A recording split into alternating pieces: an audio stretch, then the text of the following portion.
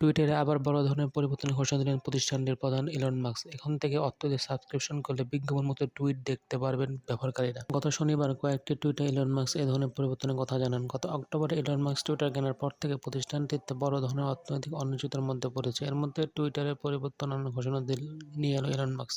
Elon Musk এক টুইটে লিখেছেন, টুইটারে ঘন ঘন বড় বিজ্ঞাপন দেখায়। সামনের সপ্তাহগুলোতে এই ধরনের বিজ্ঞাপনের সমাধান নিয়ে আসতেছে টুইটার, যার ফলে বিজ্ঞাপন দেখতে যারা চাইবেন না তারা অতিরিক্ত অর্থ খরচ করে সাবস্ক্রিপশন প্যাক কিনতে হবে। টুইটারে এ ধরনের সাবস্ক্রিপশন সুবিধা যুক্ত হলে প্রতিষ্ঠানটিতে ব্যবসার মডেলে বড় ধরনের পরিবর্তন আসবে বলে মনে করতেছিল অনেকে। কারণ এতদিন টুইটার কেবল তার আয়ের জন্য নির্দিষ্ট বিজ্ঞাপন দেখানোর মতো মডেলের উপর নির্ভর ছিল। এর আগে গত ডিসেম্বরের মাঝামাঝি সময় অর্থ দিয়ে ভেরিফাইড সাবস্ক্রিপশন সুবিধা চালু হয়। টুইটারে বিজ্ঞাপন দেখে ইলন মাস্ক আয়ের পরিকল্পনা করলেও সম্প্রতি বিষয়টি নিয়ে প্রশ্ন উঠতে শুরু করেছে। ইলন মাস্ক টুইটার কেনার পর থেকে প্রতিষ্ঠানটি 7,500 কর্মীর মধ্যে অর্ধেকের বেশি চাকরি হারিয়েছে। এখন প্রতিষ্ঠানটির স্বল্প সংখ্যক কর্মী নিয়ে দেশ সম্পাদনার কাজ ঠিকঠাক মতো হবে না তা নিয়ে সংশয় রয়েছে। তাই টুইটার থেকে বিজ্ঞাপন দেওয়াদের অনেকেই সরে গেছেন। ইলন মাস্ক বলেন, তিনি যে কৌশল নিয়েছেন তাতে প্রতিষ্ঠানের খরচ কমবে ও আয়ও বাড়বে।